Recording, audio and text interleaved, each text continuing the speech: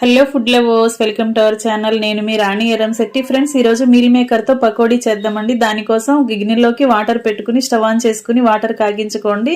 చిటికెడు సాల్ట్, కొంచెం పసుపు వేసుకుని ఒక కప్పు మీల్ మేకర్ తీసుకుని వేడివేడి నీళ్ళల్లో వేసుకుని ఒక 5 నిమిషాలు పక్కన పెట్టుకోండి.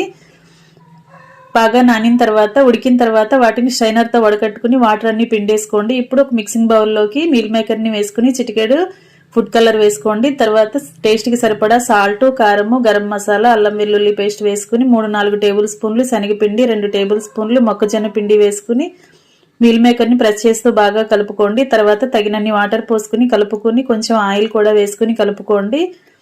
2 నిమిషాలు నానబెట్టుకోండి. ఇప్పుడు స్టవ్ ఆన్ చేసి కళాయి పెట్టుకుని 2 పచ్చిమిర్చి ఘాట్లు పెట్టుకుని బాగా ఫ్రై చేసుకుని కరివేపాకు కూడా ఫ్రై చేసుకుని తీసుకోండి.